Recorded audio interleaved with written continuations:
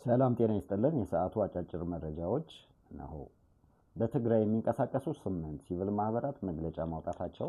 በተያያዘ ዜና የኢትዮጵያ ሰብአዊ መብቶች ኮሚሽን ኢሰመኮ ከሰሞኑ የተነሳውን ግጭት መነሻነት በማድረግ መግለጫ ማውጣቱ፣ እንዲሁም ዶክተር ደብረጽዮን ለአፍሪካ ህብረት የሰላም ጥሪ ምላሽ የሰጡ መሆኑ ተመላክቷል።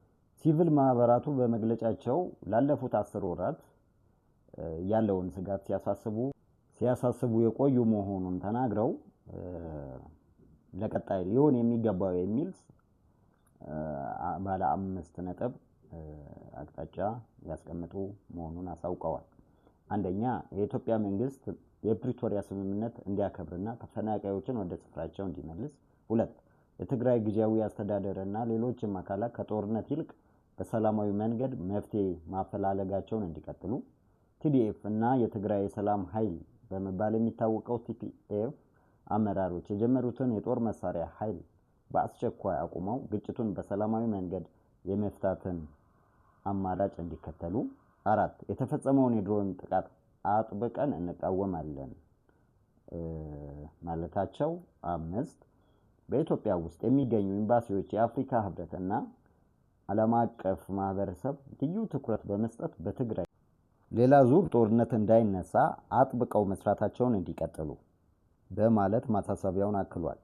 በሌላ በተያያዘ ዜና ዶክተር ደብረጽዮን ህወሓት ለአፍሪካ ህብረት ጥሪ ምላሽ የሰጠ መሆኑ ተመላክቷል።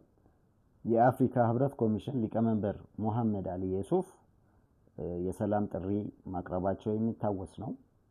የሰላም ስምምነቱን ሁለቱም ወገኖች እንዲያከብሩ በፕሪቶሪያ የሰላም ስምምነት የተገኘው ውጤት ጠብቀው እንዲጓዙ ማሳሰባቸው ይታወሳል። ይህን ተከትሎም ዶክተር ደብረጽዮን የሚመራው ህወሓት በሰጠው ምላሽ ኮሚሽነሩ ለጉዳዩ ልዩ ትኩረት መስጠታቸውን አድንቀው የቀረበውን የውይይት ጥሪ እንደሚቀበለው አስታውቋል።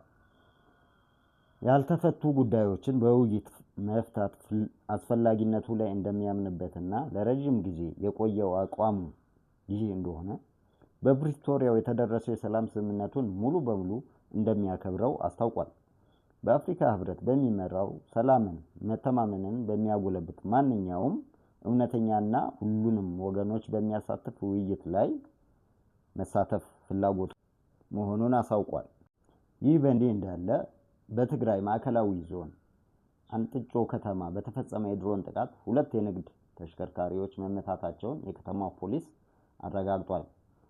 በጥቃቱም አንድ ሹፌር ሲሞት ረዳቱ ላይ የመቁሰል ጉዳት ደርሷል።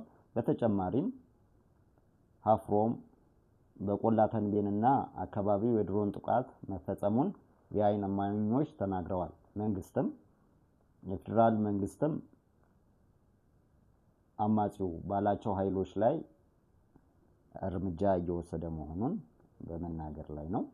የኢትዮጵያ ሰብአዊ መብቶች ኮሚሽን ኢሰመኮ መግለጫ ካለፈው ሳምንት እሁድ ጥር 17 ቀን ጀምሮ በጸለምት መጋሌና አዋሳኝ አካባቢዎች ግጭቶች መቀስቀሳቸውን ማረጋገጡን አንስቶ በእነዚህ ግጭቶች በተለይም በትግራይና አማራ አዋሳኝ አካባቢዎች ራያ፣ ወልቃይት የታየው ወታደራዊ እንቅስቃሴ በነዋሪዎች ዘንድ እየሰፋ ይሄዳል የሚል ስጋት መፍጠሩን፣ አላማጣና ኮረም ስፍራዎች ላይ የነበሩ የመከላከያና ፌደራል ፖሊስ አባላት መውጣታቸውን ተከትሎ ነዋሪዎች ስጋት ገብቷቸው ወደ ቆቦ አካባቢ መሸሻቸውን ያወሳው መግለጫቸው ሁሉም ወገኖች ለሰላም ስምምነት እንዲገዙ፣ መሰረተ ልማቶች ላይ ጥቃት ከመፈጸም እንዲቆጠቡ፣ ማንኛውም እርምጃ ዓለም አቀፍ የሰብአዊ መብቶችን መርሆች ያከበረ እንዲሆን አሳስቧል። ወደ ትግራይ የሚደረገው በረራ መቋረጡ፣ የባንክ አገልግሎት ላይ ገደብ መጣሉ ነዋሪው ላይ ተጨማሪ ጫና እየፈጠረ ይገኛል። ይህም በጊዜ እርማት ሊወሰድበት ማስተካከያ ሊደረግበት እንደሚገባ ነው ያሳሰበው ኢሰመኮ።